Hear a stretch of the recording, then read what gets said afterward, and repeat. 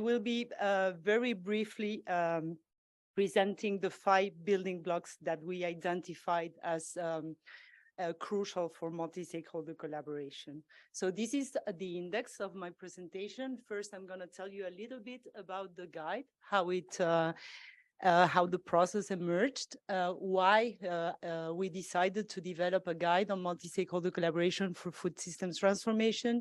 Then I would present the 5 key building blocks I just mentioned. I'm not going to read them now because I will introduce them very soon. So the goal actually was to improve the quality of multi-stakeholder collaboration for sustainable food systems transformation. And we had been hearing a lot how important this is in the previous sessions, right? So this was the output, this guide that we produced that aims to facilitate multi-stakeholder collaboration at national and subnational levels and to contribute, of course, to the post-summit processes. So why another guide, right? We know that there's many guides out there on multi-stakeholder collaboration, trying to guide food systems, the involvement of different stakeholders. So let's say like that we know that more constructive relationships among the different stakeholders in the food systems are needed. And we also know that food systems challenges, as we have been mentioning, involve very complex challenges which really call for this systemic, integrated, multi-level, multi-stakeholder, and highly participatory approach. So we thought that there was a need to implement the so-called food systems approach to develop a guide that consolidated first the learnings of the 3 UN agencies, so UNEP, FAO, and UNDP, then that also drew from an extensive literature review on what's already out there on the topic. And then we also decided to have a very wide consultation process. And I think this is a very good moment to recognize, acknowledge, and thank for all the inputs we received from all our partners, because most of them are here and or have joined online. And this was a very informative and fruitful and process where everyone really working on food systems under the umbrella of the SFS program contributed with inputs, expertise, knowledge, and their inputs are here really integrated in the guide. And then we tested very quickly the guide in Uganda, and we got very valuable also feedback from national and local partners that we also integrated in the final guide. So these are the 5 building blocks that underpin successful multi-stakeholder collaboration for food systems transformation. So the first one, and we've been hearing a lot about this, is really bringing a broad multi-stakeholder participation, so bringing all the food systems actors together. The second one is having a very good understanding of the food system. Then we need inclusive and effective collaboration. A 4th building block relates to defining a compass and a roadmap to achieve results. And then the final one is ensuring the sustainability of this collaboration. So let's start with the first one. So we have been hearing that the inclusion of different actors and at multiple levels and across agendas and sectors is crucial. And we also need the different constituencies to be represented, from government, producers, civil society, etc. The starting point for the legitimacy of a multi-stakeholder endeavor really starts with broad multi-stakeholder participation. And I'm sure that during the panel discussion, you will hear a lot about this. So this was a process with a lot of discussions back and forth, but at the end we defined 8 groups of crucial stakeholder groups that had to be included. So the public sector from the national to the subnational level, but also different sectors, different ministries. The private sectors from small and medium enterprises to large businesses, but also input suppliers, financial providers, etc. Civil society, and again, we discussed this a lot during session 3. Civil society encompasses grassroots organizations, indigenous groups, women groups, consumer groups, but also larger NGOs. So it's a quite varied group. Producers, which are not only farmers, but also fishermen and fisherwomen and livestock herders, etc. Other food systems workers, and this is very important, especially in the global south. We know, for instance, that the informal sector is a crucial actor for food systems transformation, and we single them out as a particular category that has to be brought on board. Then the international community, so donors, financial partners, multilateral organizations, etc. academia and knowledge institutions, including traditional knowledge institutions and the media. So a food systems, a food actors mapping, a stakeholders mapping looks a bit like this. I don't pretend you to read the figure, it's just to show you how it looks like. And it usually includes a map of the different stakeholders. And it tends to also identify some political economy dimension to understand the power dynamics between the different actors and trying to have like a first understanding of the interests of the different actors in maintaining the status quo or changing it. It can already help to identify and inform resistance that might be faced for multi-stakeholder collaboration, but also identify coalitions for support. In any case, the identification process of stakeholders should be a continuous one. And at different stages, the collaborative initiatives has to ask themselves who is missing and bring the different stakeholders to the table. So after having the stakeholders mappings, we have to move into understanding the food systems. So this, we have heard this from many high level, I mean, everybody agrees that one ingredient that is essential to create better policies for food systems is evidence, right? Evidence-based policy making is crucial. And this not only includes scientific knowledge, but also indigenous and local knowledge. So in general, food systems assessments or diagnosis, analysis, whatever they are called, include a broad analysis of the food systems, so the actors, the elements, the interconnections, etc. And it's very important to already have an understanding of the impacts in all dimensions, environmental, social, health, and economic.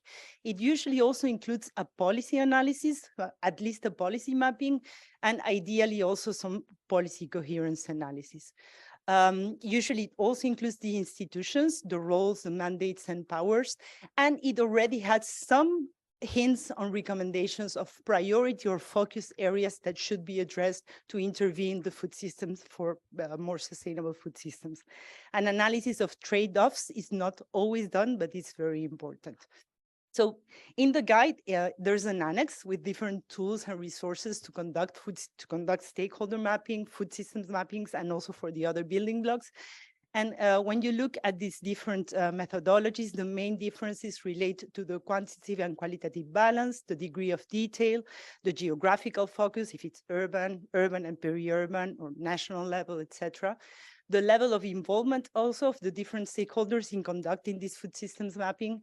And in general, it's important to note that a comprehensive food systems mapping with all the elements I just mentioned is very resource intensive. So most of the times these initiatives have to deal with partial information and still achieve results. So the third building block, we have all the stakeholders together. Now we have informed them with good data and a food systems analysis. Now we have to make sure that collaboration is inclusive and effective. So making the collaborative initiative work, let's say. So these initiatives have to be carefully managed and facilitated to ensure that the deliberations and the dialogues will really result in concrete outcomes. So we identified 4 key ingredients for successful collaboration. The first one is having a good governance structure. The second one is enhancing facilitation and communication. The third one is managing power imbalances. And the fourth one is working through conflict. I will very quickly talk about each one of these. So first, the governance structure. So it's the definition is all the institutional processes, rules, and structures that guide this decision-making policy process within the multi-stakeholder initiative. So in general, when we look at food policy councils and similar multi-stakeholder initiatives working on food systems, there's a steering committee. That steering committee usually involves representatives from the different stakeholder groups, and it usually also involves a high-level person who is usually a champion of the initiative. Then we usually have several working groups. Sometimes they are just created in one part of the process, for instance, in a policy formulation stage or similar, and then they can change during time. Maybe this is a good moment to mention that these initiatives are very fluid. So they are different between themselves, but they are also changing mechanisms. And then there's usually some one support structure, which is sometimes called a backbone unit or a secretariat, which provides actually the practical technical assistance for fundraising, organizing meetings, etc. Then when we mean that a crucial ingredient is good facilitation and communication, what we mean is that the facilitation role, which might be just in one person might be doing all this, but it also can be a group. The facilitation involves convening, being a motivator, communicating properly, being also sometimes a subject matter specialist, and most importantly, a catalyst to really foster, stimulate inclusive dialogue and make sure that everyone can have a space to talk, but it's also, as Corina said, not only heard, but listened to. So depending on the context, it can be an impartial mediator hired to facilitate the initiative. It can also be a professional, somebody from the initiative. And as I said before, it can also be a team. So these facilitators have a crucial role in addressing the inequalities and also managing diverging interests and let's say like leading the group into decisions and outcomes. So the third key ingredient is managing power imbalances. We know that this is one of the main criticisms of multi-stakeholderism, and these collaborative processes, if not properly managed, and they don't have all these ingredients we are mentioning, can, instead of mitigating power imbalances, they can reinforce unequal power relations. So it's very important to address the power imbalances issue to strengthen stakeholders' capacities. And to do that, we have to make sure we have an enabling environment that is conducive to engagement. We have to appraise power imbalances. And again, in the annex of the guide, we have several tools and resources for doing so, stimulating collective action, and especially building the competencies and skills for multi-stakeholder collaboration. And finally, a fourth key ingredient of successful collaboration is working through conflict. So we know, and we've heard from Tom, and I'm sure we will hear that again in the case of Ireland, but in every multi-stakeholder endeavor, conflict is inevitable, diverging views and conflict, and it may impede discussions and progress if it's not properly handled. So it's very important to deal with this. Again, there are several tools for doing so. Of particular importance is to build this shared group identity and common vision. And then there's several techniques like mediation, synchronized de-escalation, etc., to manage conflict and achieve results. Then the fourth building block is defining a compass and a roadmap. So in general, the initiative starts by having a shared vision. From the vision, the strategy is created, the action plan, and then the process of constantly monitor and evaluate so that the initiative and all the stakeholders involved learn by doing and are able to adjust.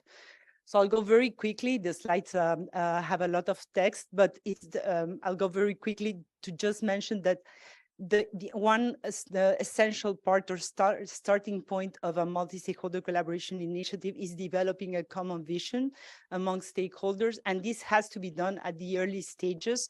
So especially to ensure, or at least to help the initiative to withstand government changes, like this kind of changing also stakeholders within the initiatives.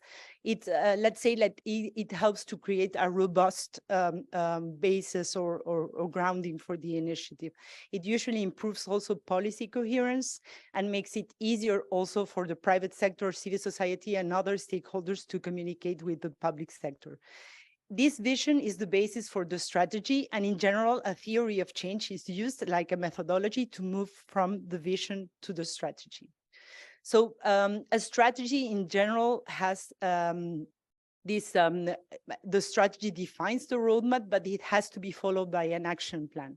And then the action plan will have well-defined objectives, a mix of measures and instruments to achieve these objectives, and a well-defined institutional framework, including the actors, the mechanisms for coordination, the financing sources, etc. And in general, what we see in these multi-stakeholder initiatives is that they start by implementing pilot activities, and I'm sure we will hear that also during the panel discussion. And these pilot activities serve to inform the process and adjust constantly and learn by doing. And this action plan, when it's adopted by the government, and I'm sure we will hear the case from Bolivia, it becomes an official policy document, and it's usually understood as one big achievement of a multi-stakeholder collaboration initiative that maybe starts from civil society and not from the government. And finally, as I said before, very important to monitor, evaluate, and learn from this process. This needs allocation of resources, and two key functions of the monitoring, evaluation, and learning process are transparency and accountability of the initiative.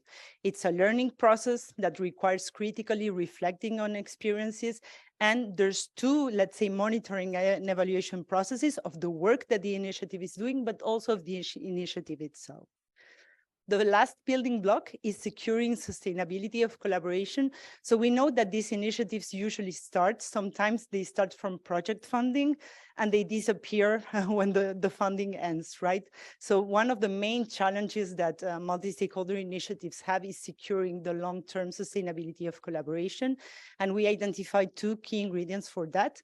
First, that this initiative has some level of institutionalization, and then that they manage to secure long-term financing.